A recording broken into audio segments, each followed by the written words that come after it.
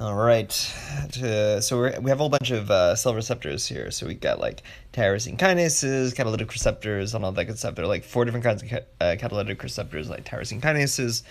We got tyrosine kinase associated receptors that activate Janus active kinases or JAKs. And actually, I like know my one of the people who works in my building is her old PI was the guy who discovered the Janus active kinase, the JAK. Anyway, and so she got a 3D printed version of that. She got a 3D printed JAK and gave it to him, and it's pretty cool. But JAK and SRC, those are the two for the tyrosine kinase associated receptors. But anyway, for the tyrosine kinases, we also have guanylyl cyclase, and then we have a couple others, and I just cannot remember those right now. So that's why we're studying. All right. So examples: nerve growth factor, receptor, insulin. Let's see. So blank binding to its receptor causes blank blank of the intrinsic blank. Wow. Okay. Not sure about that. Let's see. And I have this cool option where I can take my iPad and view the chat room. So that way, if anybody wants to chit chat, then it's possible. So anyway, not that that's gonna happen anytime soon, but I mean, anything you do, you hopefully there's a niche for it. So I have my niche, and so I'll just wait for people to come over and have fun with me going through the science flashcards, because everybody knows this can get tedious, and when it gets tedious, you just can't remember stuff because it just kind of you like read it and you're like, oh, blank binding to receptor, all right. NGF binds to receptor causes dimerization activated, and it doesn't like penetrate, right? So instead, we got to remember and rehearse. Okay, so examples, right? So examples of tyrosine kinases. Tyrosine kinase receptors, nerve growth factors, and insulin are two excellent examples. Insulin is a really good example. So both of these are going to be surface receptors, and these are types of catalytic receptor, and they're not GPCRs. It looks like they're on the cell's surface. Cool. Let's see, extracellular space, and bam. All right, cool. So we got two tyrosine kinases. So they dimerize. When dimerization is a really important part, it's common to catalytic receptors, where when they dimerize, they produce an active site that can then catalyze something. And then we can also see that the N-terminal domain is on the extracellular space, which is negatively charged, which makes sense because the N-terminal domain is going to be positively charged, and then the C-terminus is going to be negatively charged, so it's going to be attracted to the internal of the thing. I think these bequeath positive their charges to the inner and outer leaflets, but I'm not totally sure about that. So I think the polarity of the leaflets is reversed relative to the relative charges on the inside and the outside of the cell. But I always forget that, so somebody please check that for me and comment it. So let's see, NGF. All right, so so what I have to remember is that NGF, which is nerve growth factor, or I suppose insulin, causes dimerization activated of the intrinsic tyrosine kinase. Right, so again, the dimerization is what activates its kinase functions. Okay, so what else do I need to know about this card? The insulin receptor is a tetramer. Oh, so, okay, that's why it's not mentioned. All right, so the insulin receptor, however, is a tetramer with 2 alpha and 2 beta chains. Insulin binds to the alpha chain, causing a change in conformation of the receptor, leading to the interaction of the alpha and beta chains. The activation by autophosphorylation of the intrinsic tyrosine kinase. Okay, I'm not sure what happens after that in the insulin receptor transduction pathway, but that's cool. So what did we learn? We learned that it forms a tetramer, 2 alphas, 2 betas, and we learned that the binding of the insulin activates the alpha chain, and then that causes everything to kind of couple together, to tetramerize, I guess. In both cases, the activated tyrosine kinase directs the tyrosine phosphorylation of various cytosolic proteins. Yes, okay. In both cases, the activated tyrosine kinase directs tyrosine phosphorylation. Yes, in various cytosolic. Right, okay. Okay, cool. So they might both have very generally the same effects, which would be kind of weird. That's not what I wanted. Okay. What happened? Why am I down to one card? Oh no, this seems bad. Did I rebuild my deck? Okay, we're gonna say 5. Okay, that's better. All right, what does the female reproductive system do? I don't think we need this. Well, we all know the number 1 function. Yes, producing oocytes. That's totally what I meant. All right, we're gonna give that one. We know this, so it's debatable whether I should suspend it or just give it a really long. That's one of the problems with older cards, where it's just like where the answer is just kind of obvious, or you don't care about it anymore. It's just like, what do I do with you?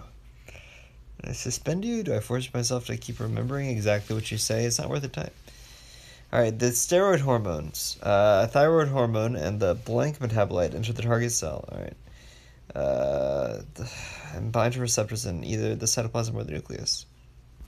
Intracellular receptors. Okay, steroid and thyroid hormones are 2 excellent examples. Why? Because they can get through they're lipophilic. They can get through the membrane. Hormone binding converts to the receptor into a transcription factor. Okay, yes. Yes, right. So they're going to be activators.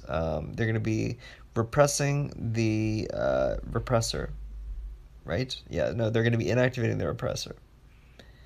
Hormone binding converts the receptor into a transcription factor, which associates with, so this will be activating an activator, with specific parts of the DNA called hormone response elements, and elicits gene transcription. So these are activators. All right, the steroid hormone binds to the DNA as dimers, as shown below, right? The retinoic acid receptor, for example. That's important to nerve development. The intracellular location of these receptors varies. GR and MR are mostly cytoplasmic. I don't know what those abbreviations are for. Maybe it's in the extra.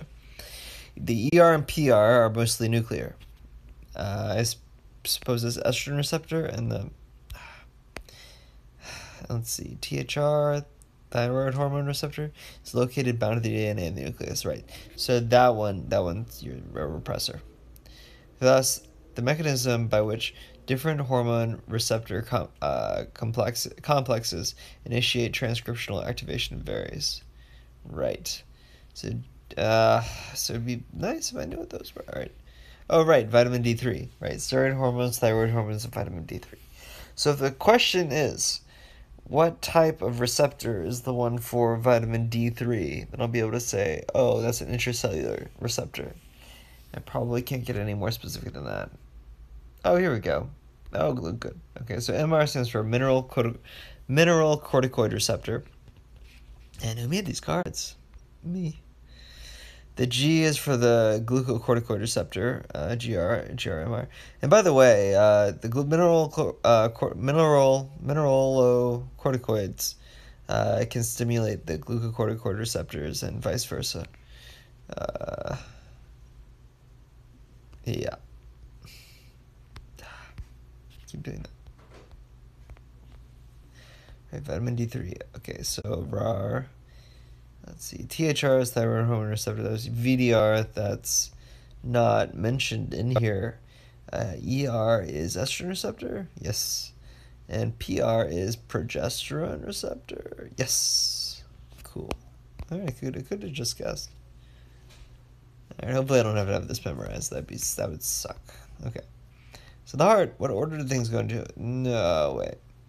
Okay, I'm not doing these. Like chordae tendineae, like the papillae, the aortas, the ventricles, the semilunar, the tricuspid, bicuspid, pulmonary. Let's see, ventricular pulmonary valve, semilunar valve. Let's see, the ventricular aortal valve, semilunar valve. I mean, ventricular. I mean, hopefully I know this stuff. If I don't know this stuff by now, then I'm not going to learn it. I've just decided not to. And then, that was probably epicardium, or no, from me to further away, endocardium, myocardium, epicardium. Let's see, a pulmonary semilunar valve, versus the aortic semilunar valve. Yeah, mitral valve, right. Tricuspid over there. Mitral is bicuspid, whatever. Yep. Trabecular carni. That's the word that I always forget. Trabecular carni. Intraventricular septum. Let's see, inferior vena cava, chordae tendinate, right? Yes, papillary muscle, yes. Mitral valve. Yeah, the trabecular carni. That's the one I always forget. I'm not really sure what they're for, to be honest. I'm not sure what evolutionary advantage the trabecular carni give. Maybe they get better leverage for like pulling and stuff. I don't know. Like squeezing. Hard to say. Hard to say. All right, moving forward. All right, so we're going to say, yeah, do I want to see this again? Do I want to see this just for the trabecular carni? Probably yes, I do. Because it's embarrassing not to know these words. All right, examples, nerve growth factor. Yes, already done that. Okay, cool. So when NGF binds to its receptor, it causes the dimerization and association of the intrinsic... okay, kills me. Dimerization and activation of the intrinsic tyrosine kinase. Okay, fantastic. Okay. What was that? Activation and dimerization of the intrinsic tyrosine kinase. Was that it? Okay. Okay. Some are key concepts. Electrolytes are pumped and leak across cell membranes simultaneously, but independently. The major forces governing electrolyte movement in cells are the electrical forces. Voltage equals concentration.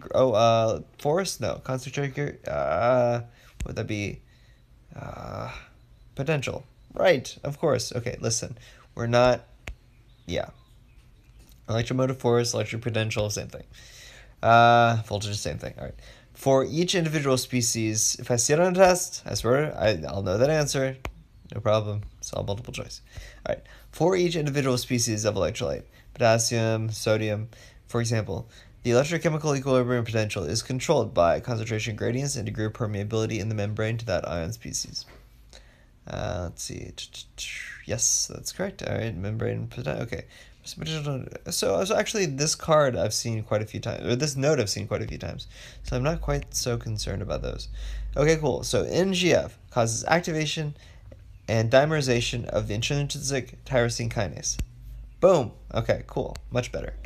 All right, the kidney. Yes, okay, cool. So these have...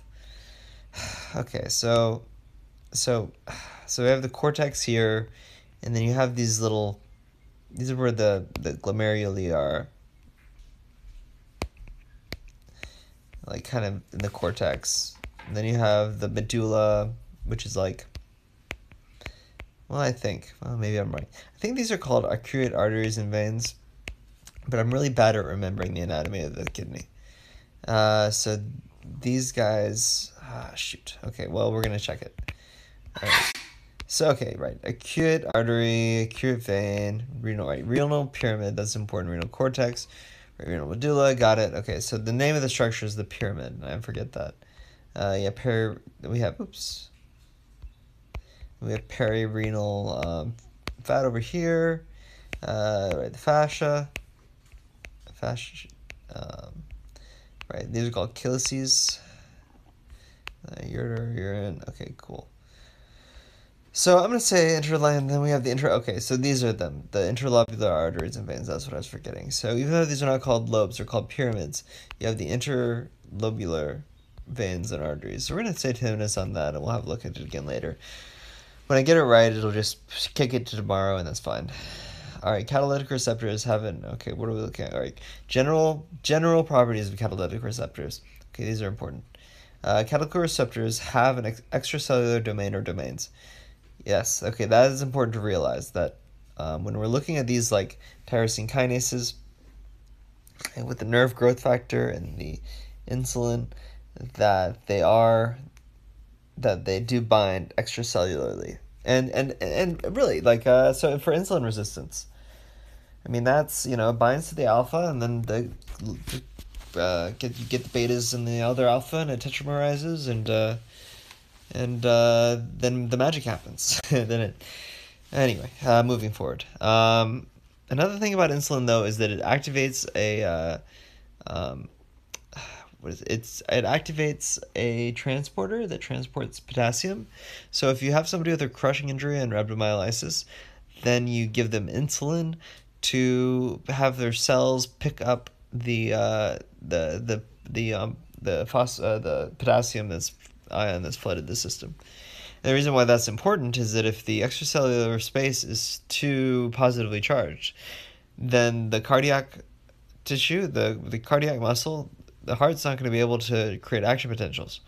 It's just going to stop, and it's going to stop. You'll essentially be permanently depolarizing it. It'll quiver and then stop. I think you'll go into probably atrial fibrillation, and you're going to have to administer insulin, and maybe, I'm not sure if that's a shockable rhythm or not, but yeah, that'll happen. It's called crushing syndrome. Not to be confused with Cushing's disease. That's crushing with an R. Okay, Cushing syndrome. Yeah, Cushing syndrome. I think that's, yeah. Anyway, it's I think that's an issue with too much glucocorticoids, something like that. Anyway, all right. Ligand binding to domains may result in receptor may result in receptor blank binding of two receptors together to make a functional unit. Right. Okay. Dimerization. Well, that's clearly it. General characteristics, or tetramerization in the case of the insulin. All right. Ligand binding to extracellular domains results in the activation of intracellular catalytic domain. Yes, clearly. There are 5 major classes. Okay, these are the ones that I was trying to remember earlier. All right, and the ones that I was not getting to were the serine threonine kinases. Let's see. All right, so we have receptor tyrosine kinases, and then tyrosine kinase associated receptors, which is a mouthful, and then receptor tyrosine phosphatases. Okay, lots of tyrosine. Lots of tyrosine here. Okay, so we got 2 plays off of tyrosine. We got the tyrosine kinases, tyrosine phosphatases, and then an indirect play off of the tyrosine because we have tyrosine kinase associated receptors. And then we have the guanylyl cyclases, which are nice. And I'm totally forgetting my examples right now. I think one is natriuretic peptide, which is really cool. It's expressed in the heart and the cardiac muscle in the atria, and maybe in the left atrium, and or the right atrium. And what's cool about that is that it senses how much sodium there is in the extracellular space, and if there's too much, it's pulling fluid out of the cells and shrinking them too much, then what it's going to do is it's going to secrete the atrial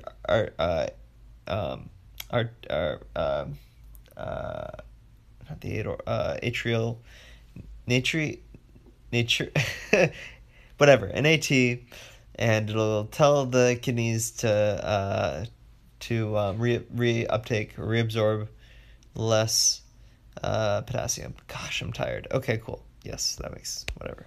It's painful. All right, dimerization, yes. Steroid hormones. Okay, so let's try to remember our list there, just for a moment.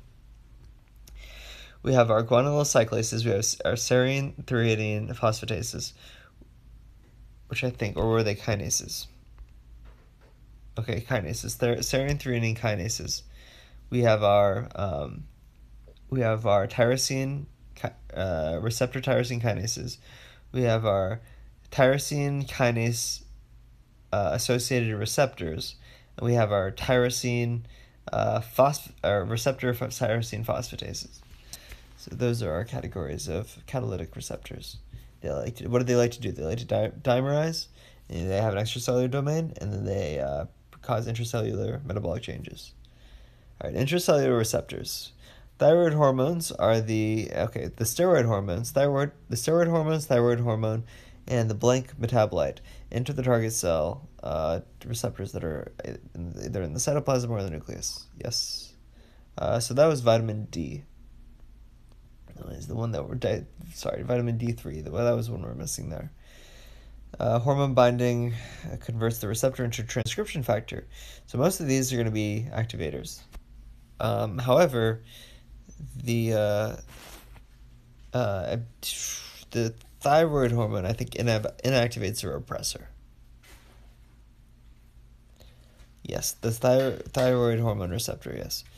So then we just have to remember that the GR, the glucocorticoid, and the mineral corticoid, I think, mineralocorticoid receptor are two. Yes, I have one human diligently enjoying the thing. Yes, I know.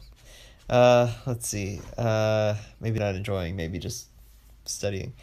Let's see. So alright, so let's just go ahead and go about that. So mineralocorticoid, glucocorticoid, mostly cytoplasmic, and they interact with each other, which is cool. They're just less active. What do glucocorticoids do? They lower inflammation and they stimulate the conversion of fat into energy. That's what they do. Inotropic receptors, ligand-gated ion channels. Let's see, consist of transmembrane subunits that associate to form a channel-like protein. Channel, yeah, there we go. Membrane spanning. Sweet. And they let sodium and calcium in. It's kind of their whole thing. They help depolarize or hyperpolarize. Hyperpolarize? I guess they would help hyperpolarize it.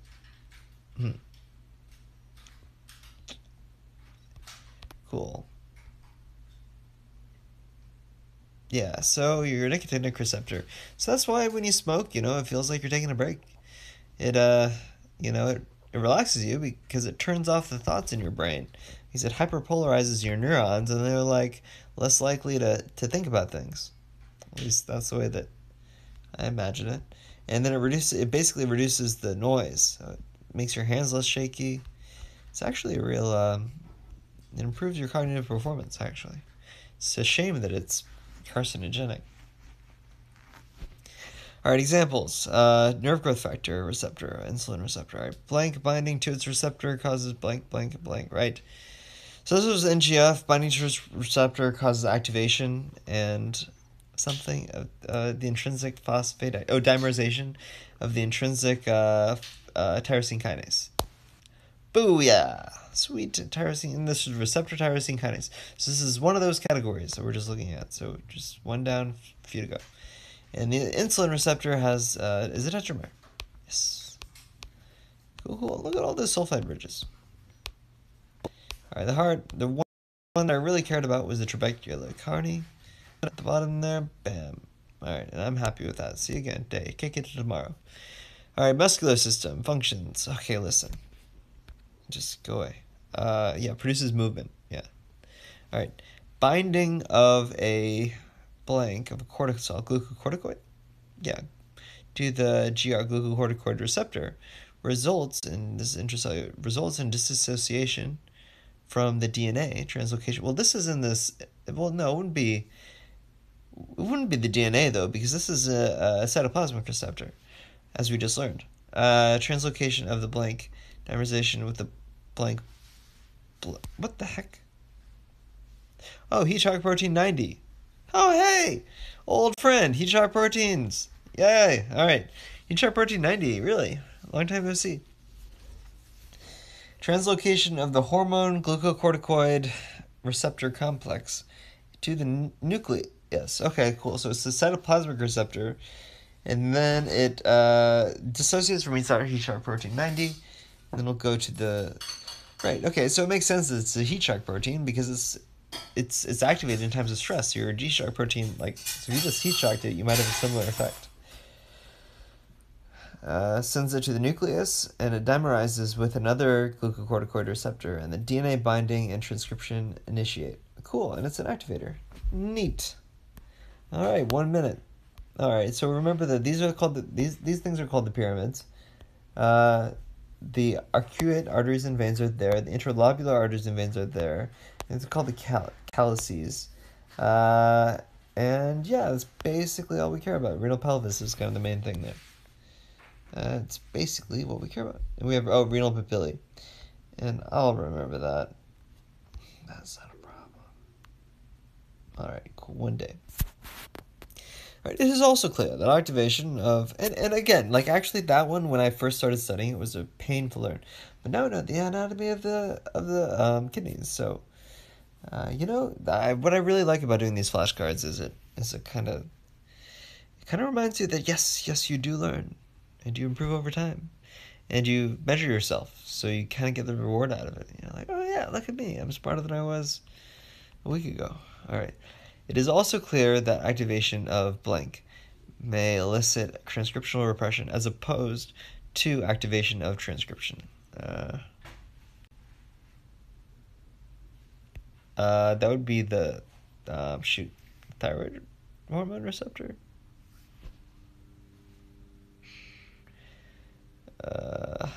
Steroid hormone receptor. Okay, all right, yeah, thyroid hormone receptor as well. But I think it represses the repressor, or it inactivates the repressor. Huh. Well, now I'm confused. Maybe it depends on the cell. Like steroids will cut down on inflammation, right? So maybe they shut down, and who knows? Maybe they shut down inflammatory pathways through catalytic receptors that repress activation of segments of DNA that express, say, prostaglandins and histamine and leukotrienes and all that good stuff.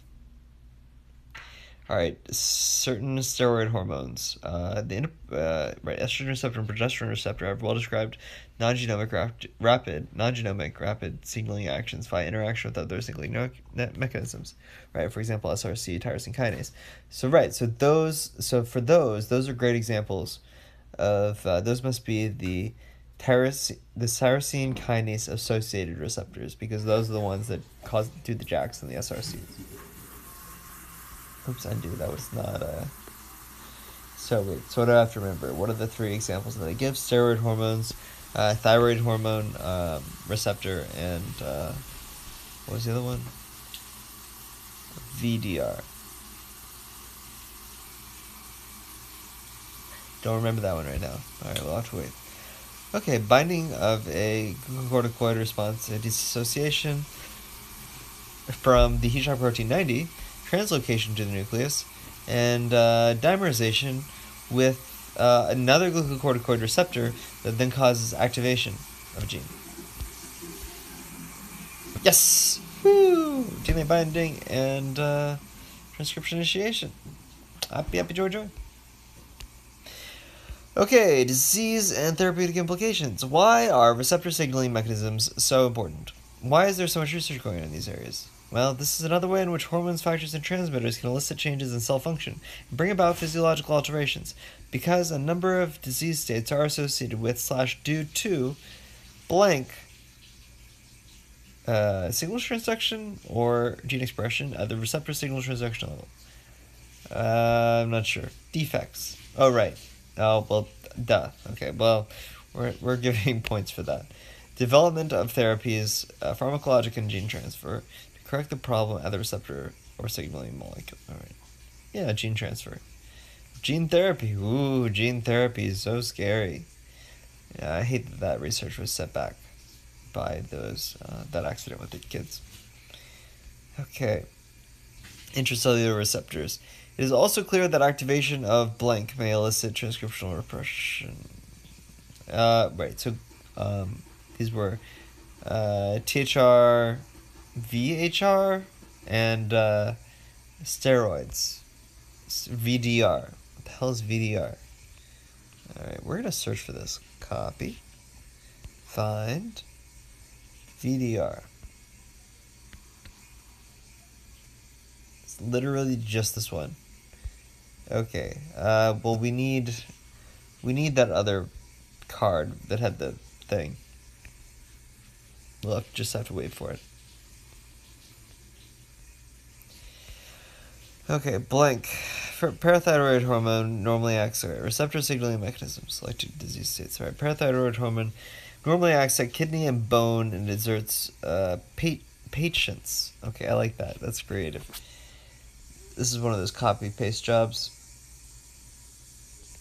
Patience. That's great.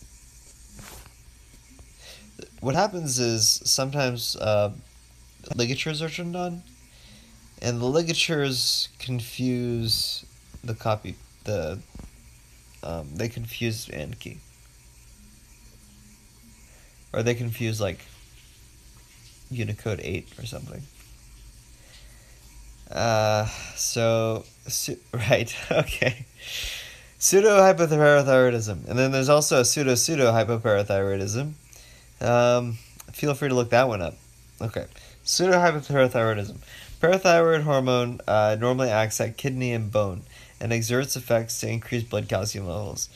In patients with pseudo-hypoparathyroidism, it cannot do so because the G-alpha-S protein that the PTH, parathyroid hormone receptor, normally signals through is defective.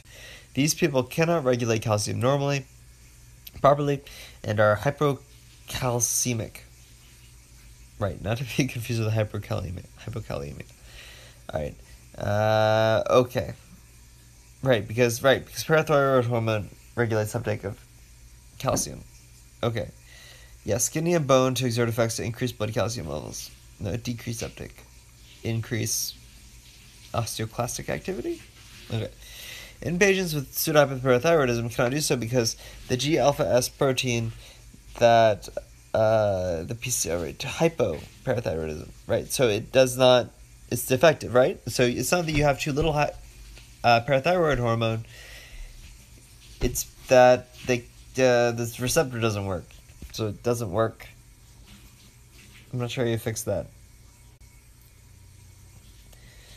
Alright, nephrogenic diabetes insipidus.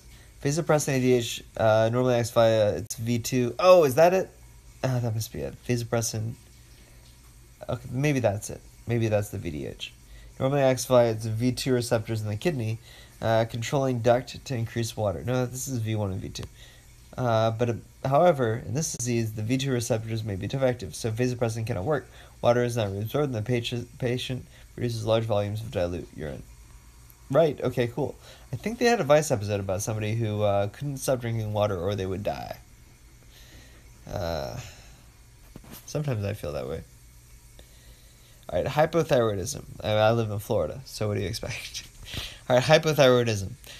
Low thyroid function.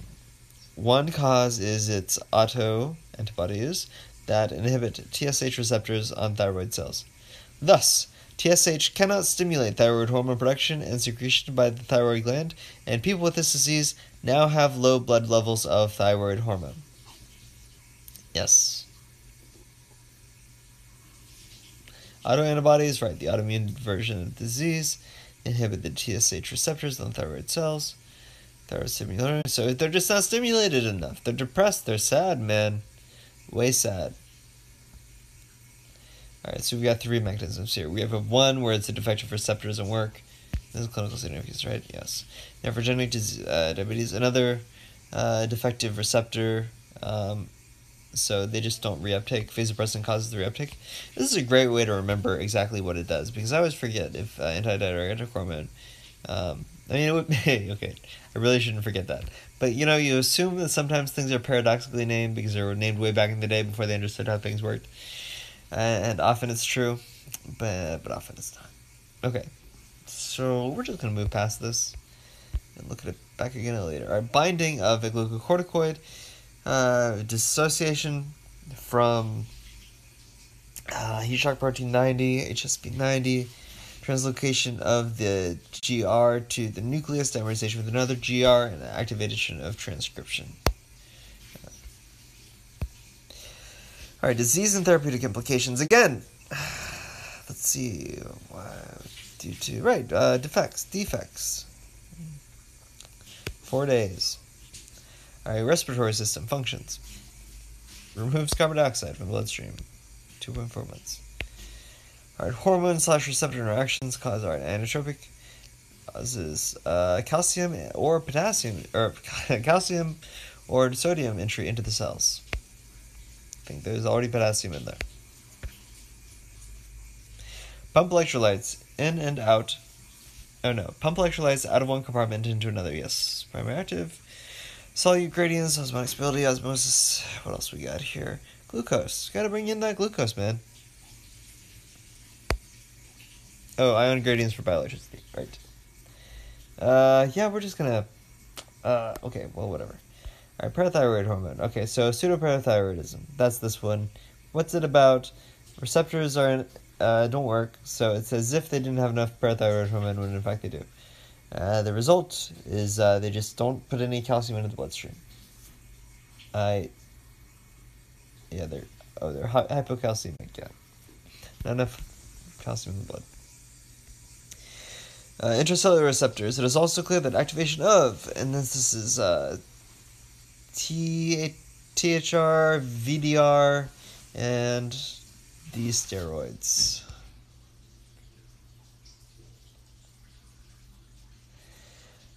The nervous system can be divided into two anatomical components.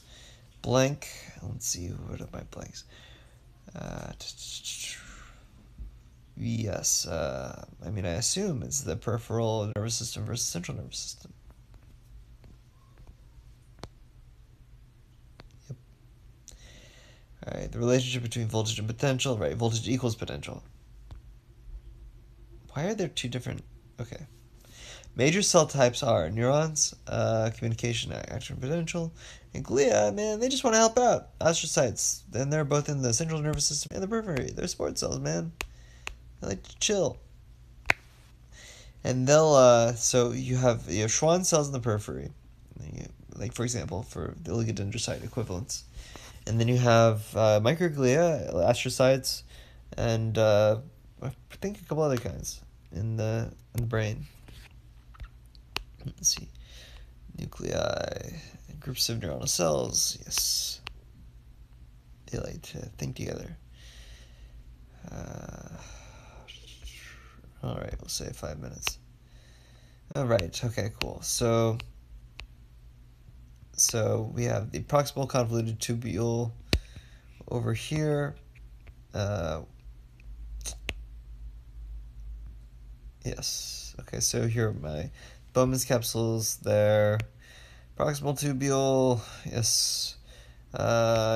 Distal descending loop of Henle. Proximal tubule. Collecting duct over here. Bowman's capsule, loop of Henle down here. These are not an anastomosis. What is this? This is I forget what this is called. I'm gonna have to look at this again. These are the vasa recta. That's the one. Acute artery lobular. All right, it's good to know where that's coming in. Acute peritubular capillary, so that's important, and the distal convoluted tubule. Yep. So just because I couldn't remember vasa recta, I'm gonna revisit that. Oops.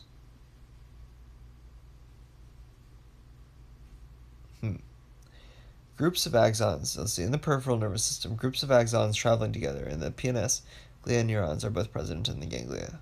Yeah. All right, nervous system. The brain, I think, is a rather important one, but it's just the brain. My brain saying that, so it might be biased. All right, the nervous system can also be divided into two functional components. Hello. The somatic nervous system receives sensory information from and controls the function of the skeletal system. Systems under conscious control, like breathing. Wait. Mostly, it's both. It has both regulatory functions. It's cool. How it actually works is cool. When you start thinking about it, it turns off the autonomic portion, and then unless it gets stimulated by too much carbon dioxide, too much. Then you stop thinking about it, and the autonomic system kicks back in. Somatic nervous system, and also consciously perceived stuff. Skeletal muscles. Yes, skeletal muscles. Right. 4 days for you. Okay. Then the peripheral nervous system. The ganglia, groups of neuronal cells, and the PNS. All right. Nerves, groups of and these are in the groups of axons traveling together in the nerves. In the ganglia. in the spinal cord? Oh, sorry, PNS glia? That can't be right. I think that's supposed to be ganglia. I think that's supposed to be ganglia. We're flipping that to ganglia. I think that was an autocorrect thing.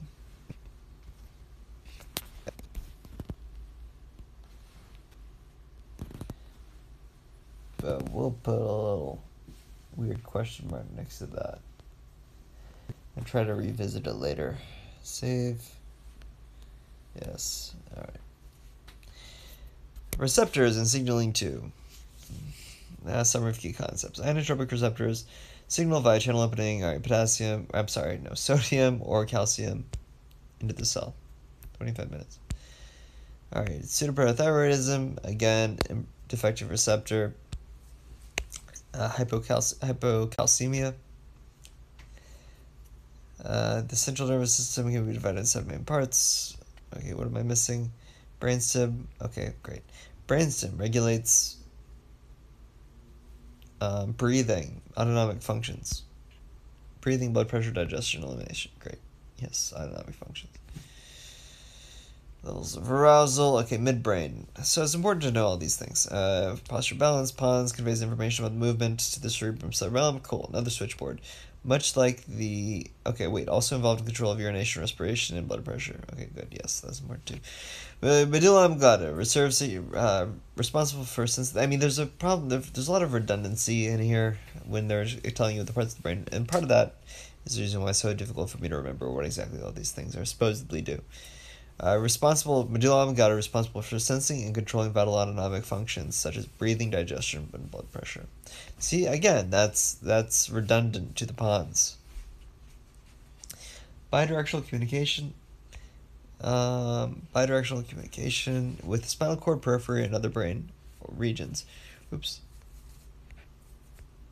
Receives sensory afferent information for the regulation of balance, movement, blood pressure, etc.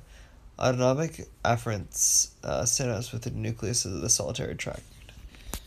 Okay, hopefully a lot of that is in the... I'm testing myself on that. Yes, I am. Good. Hello? Yes, you look good in that shirt. Okay. Moving forward. Let's see. And then this is the thing. Foramen magnum. Yeah, you don't want to have too much pressure in your head because then you start to push your medulla oblongata and your pons through the foramen magnum, and it totally destroys it and it'll kill you. So you don't want too much cerebral swelling for that reason. They'll cut a hole in your head. Is that dangerous? Yes. All right. Moving forward. Well, I guess I have to say no to that. All right, nervous system. Peripheral and central. And the peripheral are the somatic and autonomic or whatever. Or functional. Those are the two functional categories, I guess. Okay, in the central nervous system, the glia, they are housekeepers. Support cells, yes. All right, we're pushing that forward. All right, characteristics of life. Yes, respiration. That's important. Main part of the peripheral nervous system. Nerves are part of the peripheral nervous system as soon as they leave the central nervous system. Okay. Peripheral nervous system groups bundles of neurons and glia and axons. Yes, axons. Oh, bundled. Okay, bundled. Maybe it meant bundled with glia instead of bundled into glia, because that would make more sense before in the previous one. Oh, and then also, if you want to, we can memorize all these guys. We had to do that for neuroscience, and I don't remember any of it. All right, pupillary, constrictor, and ciliary. Okay. Yeah, no. Okay, I didn't have to memorize it in that much detail. Good lord. Yeah, these are going to be important for that other class. The Goodness. Okay. Yes.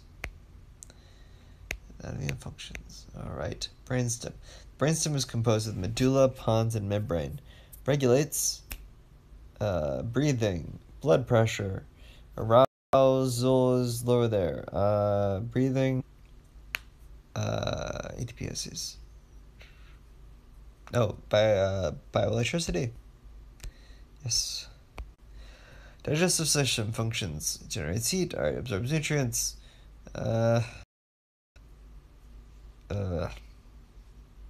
Waste. Autonomic nervous system. Alright, cerebral cortex can also. Okay, the brain. Right, the hypothalamus. Okay. Nervous system functions. Coordinates movement. Interprets sensory information to the external environment. Okay, yes. Okay, in the peripheral nervous system, ganglia, groups of neuronal cell bodies in the PNS. Yes. Nerves, groups of axons traveling together with in the ganglia or in the brain in nerves. No, in glia, wrapped in glia, PNS glia. Okay, I think they're wrapped in PNS glia. I think that's the idea. So we're gonna accommodate that. It uses the concentration gradient of sodium to import glucose.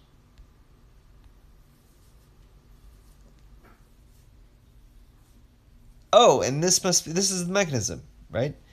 This is why you administer insulin, because insulin activates that tyrosine kinase, I suppose. No, which then increases the activity of the secondary active transporter, turns on the secondary active transporter somehow, and then you end up bringing in glucose and sodium. And then when you do that, you have to activate the potassium-sodium pump, the primary active transporter, and engage it. And then that's what pulls out the potassium. See, all this stuff is connected. Look at that. And this is why studying medical science is going to be beneficial in medical school. Even if it's not like this stuff is going to come up again. It's going to be relevant. The blank, the brainstem, right. So the hypothalamus, important for control of the autonomic nervous system. The cerebral cortex can also influence the autonomic nervous system, stress biofeedback. Hypothalamus band. Okay, what did I remember? The carotid arteries, the vasa recta was the important one. I remember that now, so. All right, 3 divisions. Sympathetic, parasympathetic, and enteric. Okay, we're putting that 4 days. Okay, sodium. Electrochemical equilibrium potentials. Let's see. Sodium, electrochemical. Alright, metabolic acidosis can result in hyperkalemia. Yes. Okay, resting potential is governed by the permeability of the membrane to the ion and the concentration gradient. Yes. Alright, receptor tyrosine kinases. Examples are NGF, insulin receptor. NGF binding to the receptor causes dimerization activation of the intrinsic tyrosine kinase. 1 day. 1 day. Okay, I just have to remember that the NGF that's about the NGF, the nerve growth factor. Remember that it's a receptor tyrosine kinase and not any of the other ones. So I just have to keep rehearsing the relevant information to bear with those guys, because I'm not going to remember the test if I don't. Alright, controlled by degree of ion permeability and ion concentrations. Alright, yes, sodium, well, I know that. Alright, parasympathetic versus, sympathetic versus parasympathetic. Fight, flight, fright, the F word. Freeze. Yeah, right.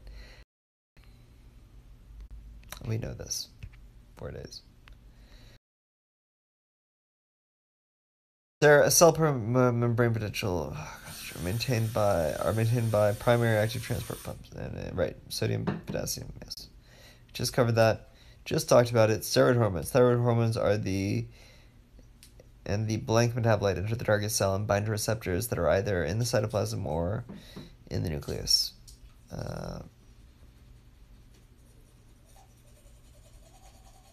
Vitamin D3, I think that was the one. Yeah. But we have a whole bunch of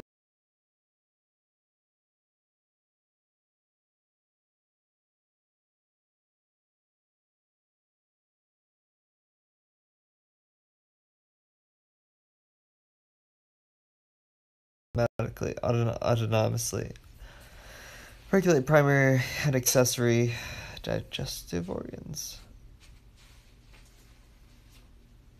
So like the intestines, and the secondary accessory would be like the liver and the gallbladder. Yes. All right, 4 days. All right, how many? 12. Takes 12. Efferents of the autonomic nervous system anatomy. Preganglionic neurons of cell bodies in the CNS, postganglionic cell bodies in the ganglia, and peripheral ganglia.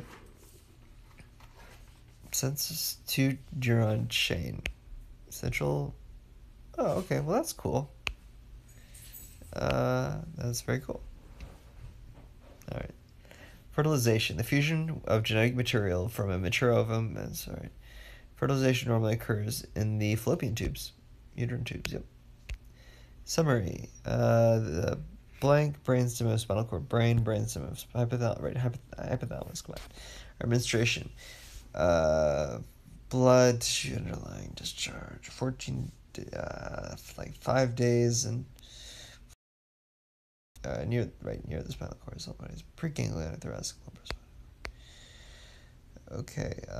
Plasma volume, clinically important. Long. Because it called it down the spinal cord. Okay. Okay, 5 minutes. Efferents of the autonomic nervous system anatomy. So this was the two neuron system, 2 neuron chain. Yes, that was it. 2 neuron chain. Smooth muscle. Right. Sympathetic. The okay. Well, I guess we're done.